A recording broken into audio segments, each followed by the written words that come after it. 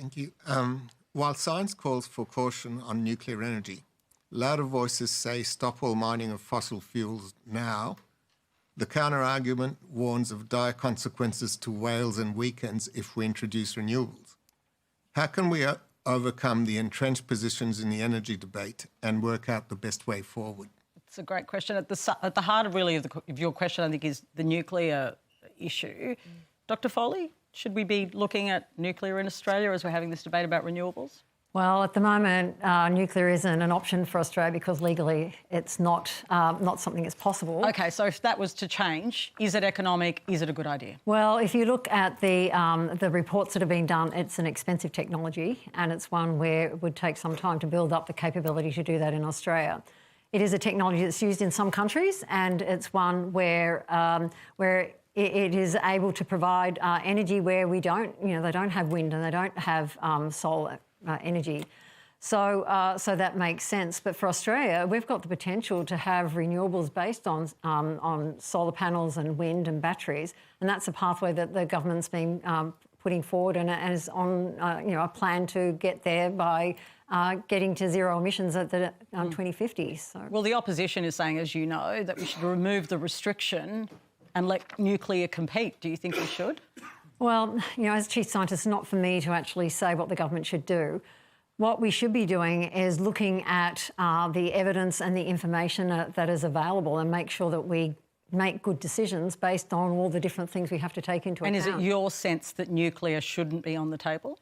I don't think we should be making that decision without actually getting the information that's needed to be able to make a decision. Do you think we need more or is there enough? So at the moment, the plan is to be able to get to zero emissions using renewables and batteries. And so Australia's got a fantastic situation where we have so much energy from wind and solar that we should be making the most of that. Brian, this is very much a domestic debate. I know other countries have nuclear energy, but no doubt we're having this debate in our own country. Do you think it's an option we should be looking at? Look, if you're talking abstractly about nuclear power, I think it's a wonderful energy source. If you're talking about the practicalities of the timescale and the cost, those are details that it's above my pay grade, and I'll defer to the chief scientist. If we talk about mid-century, then I think mid-century and beyond, I think there's a good chance that we have fusion as opposed to fission. And once that's on the table, everything changes. That will be the approach that will take over, say, from 2050, 2060 How does it change? onward. How does it change? Describe to people who don't know what you're talking about, Well, when you talk about nuclear power as of today, I presume you're talking about fission, where you're taking large atoms, basically, you're splitting them apart, and sort of like snapping of rubber bands, when these large atoms split, energy is released. We all know that the downside of this is you have radioactive waste, you've got meltdown problems. There's some real issues that are quite dangerous. Fusion is what powers the sun. You take light atoms like helium and you meld them together, and in that melding process, energy is released, and that energy doesn't yield any radioactive waste as the product. It's much more difficult to undertake fusion, but there is now tremendous progress. And I think many people in the field really do think it's realistic to imagine that by 2050, 2060, this may be a technology that we harness. Imagine having little suns all over the planet that are used to create clean sources of energy from the most ubiquitous atoms around. Hydrogen. God, how wonderful would that be? You've sold it to me. Gus, we are obviously in this AUKUS agreement on nuclear submarines. We've agreed to that. Just talk me through the practicalities of that, though, because there are some difficulties with even getting there. Look, there's this issue of social licence, right? We, the people of Australia, have got to agree to a particular technology, and up until now, nuclear technology has been something that has been excluded, including specific direction to the military not to make recommendations to government about nuclear-capable submarines. Now, that changed, and I'm told one of the fundamental changes is a change in technology where this nuclear reactor is smaller, it's enclosed, and it stays enclosed for the life of its service.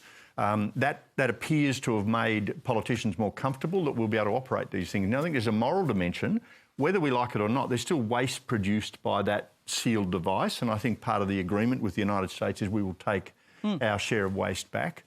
We're going to have to create that social licence with a community somewhere in Australia to put that waste. And by the way, we have tons of waste, you know, sitting in temporary storage around now because we can't get kind of past this this issue.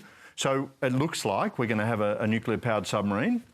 There's probably another view that if we hold our breath a little bit, that may not eventuate.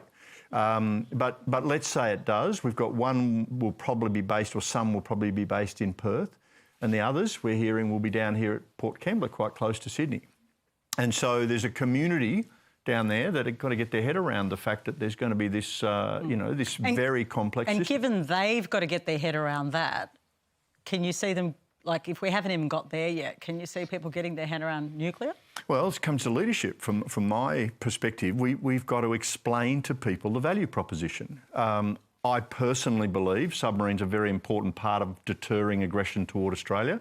Nuclear submarines are very capable. They can stay submerged for 3 months at a time, which makes them, you know, quite an important capability. Again, there's arguments that there are technologies that will be in space within 50 years that will be able to detect large steel objects through the water. So these are all the sort of things that when we're making defence policy we have to think ahead. But it's now up to our leaders to make the convincing case to the people of Australia that A, we need them, we're going to be good stewards of them, and we will take our share of the full cycle. I don't think all of that's been done yet. OK, just quickly before we get to our next question, I heard a little bit of apprehension about whether you think AUKUS and those submarines will arrive here. Are you a bit worried about it? We've got news just this week that the American budget process is unable to sustain the building of their own submarines. So they've slashed in half their own production. Yeah, so I think the Americans need to be building something like 2.3 a year to fit ours into the production run.